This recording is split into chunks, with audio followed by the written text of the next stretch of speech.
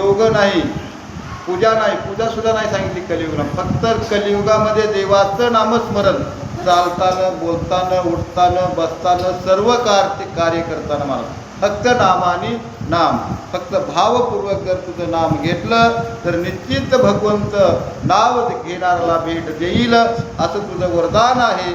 अशा प्रकारे आपल्याला श्रीधर स्वामी सांगतात. तुझं नाव जे घेतय ते तुझ्या नामाला विमुख राहतात आणि त्यांच्यासारखे पापी दुष्ट दुर्जन या कलियुगामध्ये त्यांचा उद्धार होणार नाही, त्यांना निश्चित नरकाला जावं लागेल, असं श्रीधर स्वामी सांगतात. 27वा अध्याय संपता तेथे 100 दैत्य वधोनी मनमते रतिसहित आला द्वारकेते मग आणि रुद्र जन्मला. 27वा अध्याय संपताच प्रद्युम्नानं 100 नावाचा दैत्य मारला, रती बरोबर घेतली आणि द्वारकेला आले. आणि द्वारकेला आल्यानंतर अनिरुद्ध नावाचा मुलगा हा 27व्या अध्यायामध्ये झाला, अशी कथा आपण ऐकली. आता पुढं 28व्या अध्यायाची कथा लेखन करायची आहे, म्हणून भगवंताची स्तुती तवन करून भगवंताचा कृपाशीर्वाद श्रीधर स्वामी घेतात आणि 28व्या अध्यायाला सुरुवात करतात. तो श्रीकृष्णाचा पौत्र जैसा शुक्ल पक्षी वाडे चंद्र, तैसा दिवसे दिवस झाला थोर उदार धीर सुरपय.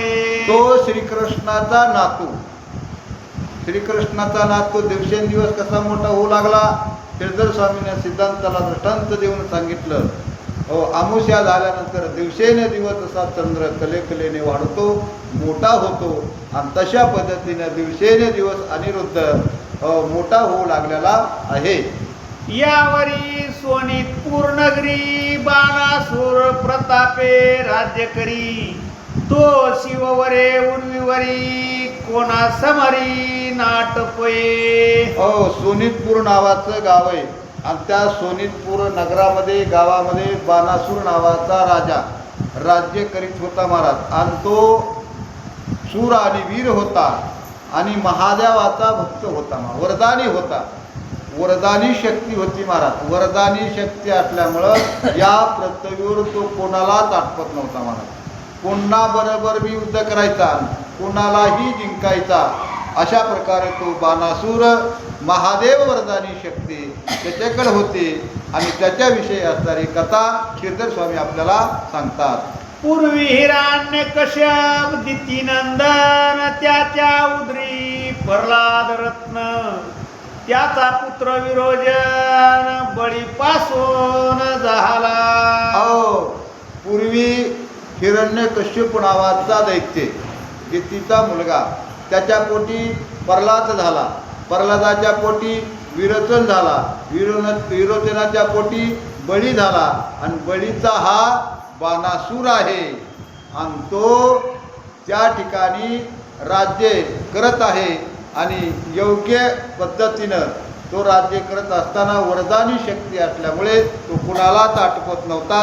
असं ज्योतिषपूर नावाचं नगर आहे आणि त्या नगरामध्ये तो राहत आहे असं सांगताय. बळीचा पुत्र बाणासूर जो दैत्याळ माझी मनवींद्र, शिवप्रसादे भुजा सहस्त्र पावला तो बला ढेपय. तो बाणासूर बळीराजाचा मुलगा आहे महाराज, विरोचनाचा मुलगा बळी. आणि तो बळी पाताळी घातला, भगवंत त्याच्या दारामध्ये राखत नाही. आणि त्या बळीराजाचा मुलगा तो बाणासूर महाराज महादेवाची भक्ती केली, महादेवानं वरदान दिलं आणि त्या वरदानी शक्तीवर कुणालाही ऐकत नव्हता. 1000 भुजा त्याला प्राप्त होत्या महाराज. किती भुजा? 1000 भुजा त्याला प्राप्त झाल्या होत्या. 1000 हात होते महाराज. म्हणून करता तो कुणालाच 2 हातावाल्याला कसा ऐकन, तो 2 हातावाल्याला ऐकणार नाही, 4 हातावाल्याला ऐकणार नाही, 20 हातावाल्याला सुद्धा ऐकणार नाही ना. 1000 भुजा प्राप्त झाल्या होत्या. महादेवाचं वरदान होतं आणि असा ज्योतिषपूर नगराचं राज्य तो करत होता. नित्य सहस्र कमळे आणून शिवार्चन करी प्रीती करोनी प्रतिदिनी विमान रूढ होनी शिवदर्शना जायतो. हो, नित्य नेमानं 1000 कमळाचे फुलं आणायचे आणि महादेवाची नित्य नेमानं पूजा करायची महाराज. असा त्याचा नित्य नेम होता. इमानामध्ये बसून जायचा महाराज आणि इमानामध्ये बसून जाऊन फुलं आणायचा. रोज 1000 फुलं आणायचा आणि 1000 फुलं आणून नित्य नेमानं महादेवाची सेवा करायचा, पूजा करायचा. नित्य नेम नामी सुखानी दुर्लभ लक्ष्मी वल्लभ तयार. नित्यनेम करणारे दुर्लभ आहेत महाराज. भेटतच नाही. दुर्लभ म्हणजे त्याची भेटच होत नाही. नित्यनेमानं ते कर्म करतात का, नित्यनेमानं भक्ती करतात का, किंवा नित्यनेमानं परमार्थ करतात का, ते दुर्लभ आहेत. क्वचित आहेत कुठंतरी महाराज. हो, नाहीतर हिवाळ्यात पावसाळ्यात भक्ती, उन्हाळ्यात उक्ती, अशा प्रकारचे काही लोक आहेत महाराज. हो, नित्य नेमानं जे काही भक्ती करणारे आहेत तो नित्य नेमानं फुलं आणायचा, महादेवाची भक्ती करायचा, अशा प्रकारे सांगतात. शिवे आपुला वरद पुत्र मनविला तो सहस्रक जैसा पूर्वी सहस्रार गुणवीर किंवा दिनकर दुसरा. हो, महादेवाची भक्ती केली, महादेव प्रसन्न झाले, महादेवानं आशीर्वाद दिला आणि महादेवानं आपला पुत्रच त्याला मानलं महाराज. पुत्र मानलं. हो, कसा दिसू लागला तो, त्याला 1000 हात होते महाराज बाणाला. जशा पद्धतीनं सहस्रार्जुन 1000 हाताचा होत गेला महाराज. किंवा सूर्यदेवताला सुद्धा 1000 किरण आहेत महाराज. किती किरण आहेत? 1000 किरणाचा सूर्यदेवता महाराज. आणि तशा पद्धतीनं या बाणासुराला 1000 हात होते, वरदानी हात होते आणि महादेव प्रसन्न झालेले होते. अशा प्रकारचा बाणासूर. जैसा पूर्वी प्रतापी रावण तैसाची द्वापारी बलोन्मत बाण त्याच्या पोटी उखा निधान कन्या झाली. जशा पद्धतीनं युगामध्ये राजा रावण बलवान होता महाराज. बलवान, 10 मुंडक्याचा, 20 हाताचा, त्रिलोक्यावर राज्य होतं त्या राजा रावणाचं युगामध्ये. आणि तशाच पद्धतीनं या द्वापार युगामध्ये हा बाणासूर 100 हाताचा बलवान रावण जसा होता युगामध्ये, आणि त्या पद्धतीनं हा बाणासूर आपलं द्वापार युगामध्ये शक्तिशाली आहे. आणि त्याच्या पोटी उका नावाची मुलगी होती म्हणून सांगितली. उका, त्या बाणासुराला मुलगी कोणती होती? उका होती. आणि तिच्याविषयी असणारी श्रीधर स्वामी पुढं कथा सांगतायत. परम सुंदर चातुरेखानी पद्मनेत्री सुवर्णवर्णी चित्ररेखा तिची सांगातिनी प्राणाहुनी आवडे. हो, ती उका परम सुंदर सांगितली, चातुर्याची खान सांगितली, सुंदर सांगितली, शोभायमान सांगितली, रंभा उर्वशी सारखी सांगितली. हो, राजाची मुलगी महाराज. होय, राजा होणं सोपं नाही. राजाची मुलगी होणं बी सोपं नाही. काहीतरी पुण्य लागतं महाराज. राजा होणं सुद्धा पुण्य लागतं आणि राजाच्या पोटी जन्म घेणं सुद्धा पुण्य लागतं. हो, आणि ती सुंदर आणि शोभायमान होती म्हणून सांगितली. आणि तिची असणारी दासी चित्ररेखा नाव तिचं महाराज. बरोबर आहे. तिची दासी चित्ररेखा आणि तिच्याबरोबर ती गालकर्मण करायची, अशा प्रकारे सांगतात. चित्ररेखे समवेत देखा नित्य इमानी बसुनी उखा पुदावया लागे अंबिका शिवलोका प्रती जाय. त्या चित्ररेखेबरोबर ती उका इमानामध्ये बसायची आणि कैलासाला भवानीची पूजा करण्यासाठी, पार्वतीची पूजा करण्यासाठी नित्य नेमानं रोज जायची महाराज. जसे वडील महादेवाची पूजा करतात आणि तशाच पद्धतीने मुलगी सुद्धा पार्वतीची पूजा करते महाराज. म्हणून करता घरामध्ये परमार्थिक माणसं लागतात. वडील जे जे करते तयासी धर्म म्हणते. वडील जे जे करतात, मग वडिलांना दारू पिली की ते म्हणतो धर्म करायला वडील, आपण सुद्धा धर्म करावतोय सारखा. म्हणून करता वडील जे जे करतात त्या घरामध्ये. वडिलांना पिल्या वाढल्या की पोरंही उडते. वडिलांना दारू पिली की पोरं बी दारू पिल्याशिवाय राहत नाहीत.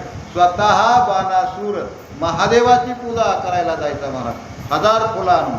आणि त्याच पद्धतीने उका सुद्धा पार्वतीची पूजा करायची, आपल्या मैत्रिणीला किंवा दासीला बरोबर घ्यायची आणि रोज तरी कैलासाला जाऊन पार्वतीची पूजा करीत असे. सोड सत्यारे पूजन उखा करी स्वकरे करून करी जगदंबेचे स्तवन मागुती येते स्वनगरा. कैलासाला जायची नित्यदेवानं 16 प्रकारची पूजा आहे महाराज. षोडोपचार आहे, 16 प्रकारचे उपचार आहेत महाराज. 16 प्रकारचे उपचार ती पार्वतीला द्यायची, भवानीला द्यायची आणि नंतर नित्यनेमानं जायची, नित्यनेमानं आपल्या घरी यायची. बरोबर चित्ररेखा असायची. अशा प्रकारचा तिचा नित्यनेम त्या उकेता होता असं श्रीधर स्वामी सांगतात. आयुष्य असता एके दिनी सारी पाठ खेळता शिवमरडानी तो उखाली त्याची क्षणी कर जोडणी उभी पुढे. हो, असं नित्यनेमानं ती उका रोज कैलासाला जायची, भवानीची पूजा करायची. असा कोणता तरी एक दिवस होता, महादेव आणि पार्वती सारीपाठ खेळत होते महाराज. मग ते सारीपाठ खेळत असताना मग त्यांची पूजा कसा करायची महाराज? दोघं सारीपाठ खेळतात. पूजेसाठी ज्याची पूजा करायची तो सादर पाहिजे ना आपल्यासमोर. पूजा करण्यासाठी पाटावर बसवायचं, चौरंगावर बसवायचं, खाली पाठ टेकायचा, पाये धुयचे, त्याला कुंकू लावायचे, पुन्हा अनेक काय जी ती मानस पूजा जी आहे काही अशा प्रकारची पूजा करायची. मग महादेव आणि पार्वती ज्यावेळेस सारीपाठ खेळत होते त्यावेळेस त्या उकेनं बघितलं आणि उकेच्या मनामध्ये काय विचार येतात श्रीधर स्वामी सांगतात. मना माझी उका भावित भ्रतरावीन जिने व्यर्थ सारीपाठ भ्रतरा समवेत खेळेन मी कधी आईशी. खेळेन मी कधी आईशी. त्या ठिकाणी उका गेली. महादेव पार्वती सारीपाठ खेळत होते. उकेच्या सुद्धा मनामध्ये आलं भरतारावीन दिने व्यर्थ. पती नसल्यानंतर स्त्रीचं दिन व्यर्थ आहे म्हणजे. आपण सुद्धा लग्न करायला पाहिजे. महादेवासारखा आपल्याला सुद्धा पती पाहिजे आणि आपल्या पतीबरोबर आपण सारीपाठ खेळायला पाहिजे असा उकेच्या मनामध्ये विचार आला.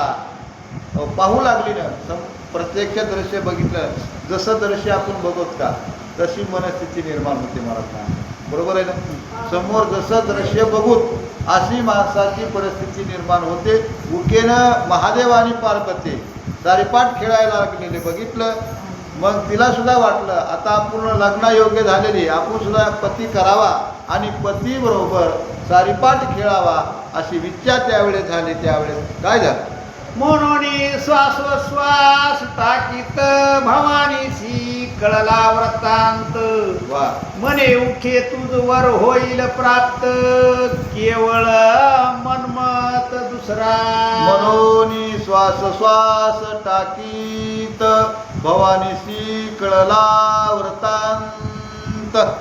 होय, आपल्या संगतीमधला माणूस, आपल्या सहवासामधला माणूस नुसतं त्यानं श्वास जरी टाकला, हो आपल्याकडे त्यानं जर बघितलं श्वास टाकला, समोरच्या माणसाचे मनोगत ओळखू येतात. माणूस रोजच्या प्रसंगातले येतात का नाही? आपल्या रोजच्या प्रसंगातला जो माणूस असतो त्यानं नुसतं श्वास टाकला, नुसतं आपल्याकडे बघितलं तरी या माणसाला काय पाहिजे, या माणसाला काय अपेक्षित आहे, समोर त्याला ताबडतोब ओळखू येतं माणूस. पण जाणकार असा समोरचा सुद्धा ओळखणार. हो, हिनं श्वास टाकला की अंबिकेनं ओळखीलं की हिला सुद्धा माझ्यासारखाच सारीपाठ खेळा वाटतो. म्हणून अंबिकेनं तिला लगेच वरदान देऊन टाकला. श्वास टाकला की तुला सुद्धा मदनासारखा पती भेटेल आणि त्या पतीबरोबर माझ्यासारखी सारीपाठ खेळतील असं उमेनं त्या ठिकाणी उकेला आशीर्वाद दिलेला आहे. आज आहे एकाच भजन मला.